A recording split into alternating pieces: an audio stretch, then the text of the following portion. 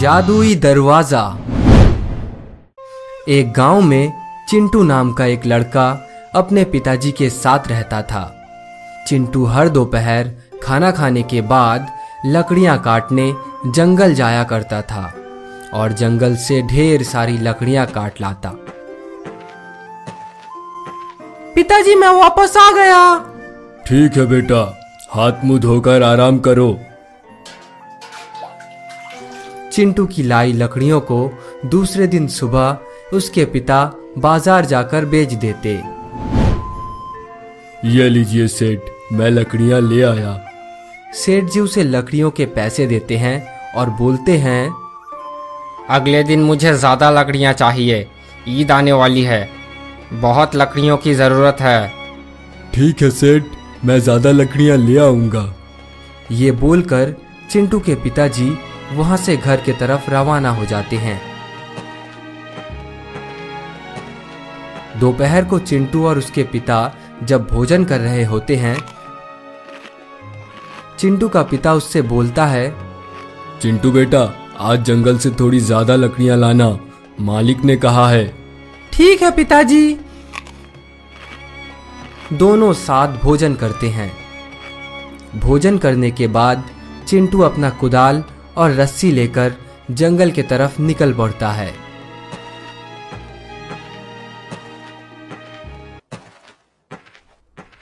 आज जंगल के अंदर तक जाना पड़ेगा। चिंटू जंगल के अंदर की तरफ जाने लगता है।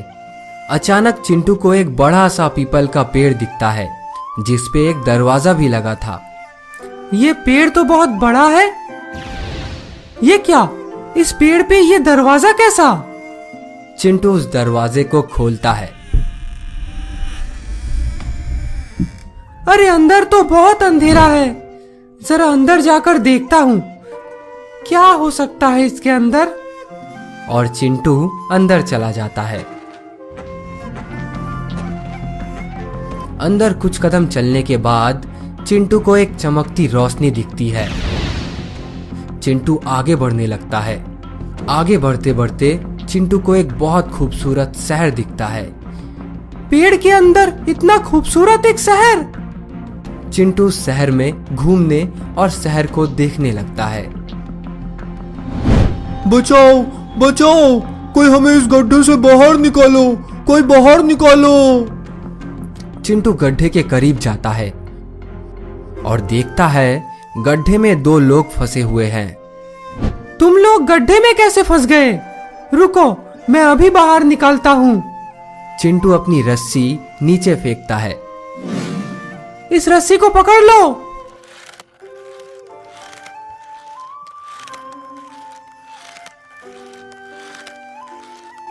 तुम्हारा बहुत बहुत शुक्रिया हमें यहाँ से बाहर निकालने के लिए। इसमें शुक्रिया कैसा, इंसान को मदद करनी चाहिए। तुम इस जादुई शहर में क्या कर रहे हो?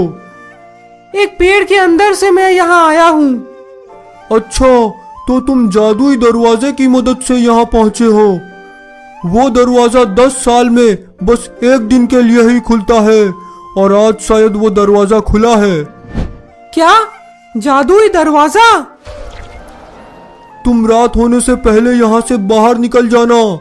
एक बार वो दरवाजा बंद हो जाए, उसके बाद 10 साल तक तुम यहाँ से अपने घर नहीं जा सकते। ठीक है, मैं चला जाऊंगा। रुको, ये छोटी सी लकड़ी अपने पास रखो। इस लकड़ी का मैं क्या करूंगा? ये कोई ऐसी वैसी लकड़ी नहीं है। इस लकड़ी को संभाल कर रखना। जब तुम्हें लकड़ियों की जरूरत होगी तो इससे मांगना, ये तुम्हें बहुत सारी लकड़ियां देगा। ठीक है, तो अब मैं चलता हूँ। चिंटू आगे बढ़ने लगता है।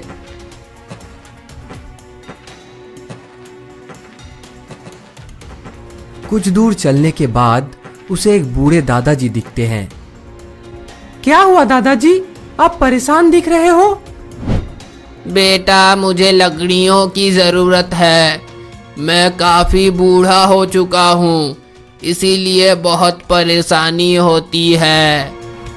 रुको दादाजी, ए जादुई लकड़ी, मुझे ढेर सारी लकड़ियां चाहिए। और वहां बहुत सारी लकड़ियां आ जाती है।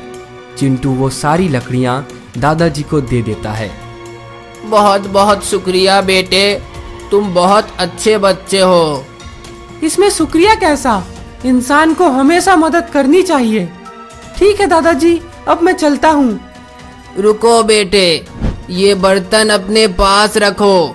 जब तुम चाहो इस बर्तन से खाने की चीजें मांग सकते हो। ये तुम्हें हर तरह का खाने का सामान देगा।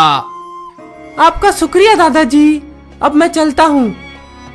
बेटा शाम हो चुकी है, अब देर किए बिना यहाँ से चले जाओ। जादुई दरवाजा थोड़ी देर में बंद हो जाएगी। ठीक है दादाजी, मैं ऐसा ही करूँगा। चिंटू वहाँ से जाने लगता है और वो जादुई दरवाजे से बाहर निकल जाता है। अब मैं जल्दी जल्दी जाकर पिताजी को ये 2 चीज दिखाऊंगा तो वो खुश हो जाएंगे। चिंटू अपने घर की तरफ जाने लगता है। पिताजी, पिताजी, देखो मैं क्या लेकर आया हूँ। क्या हुआ बेटे, और तुम्हारी लकड़ियां कहाँ हैं? आज लकड़ियां नहीं लाए? अब हमें कभी भी लकड़ियां काटने जंगल नहीं जाना पड़ेगा। रुको जरा, मैं आपको एक चीज दिखाता हूँ। ए जादुई लकड़ी, मुझे लकड़ियां दो। ए जादुई बर्तन, मुझे खाना चाहिए। चिंटू के पिताजी बहुत खुश हो जाते हैं। उनकी गरीबी भी दूर हो जाती है और दोनों खुशी खुशी अपना जीवन बिताते हैं। संदेश: बच्चों, हमें हमेशा जरूरतमंदों की मदद करनी चाहिए। किसी की मदद करने से हमारे साथ भी अच्छा होता है और मन को शांति मिलती है।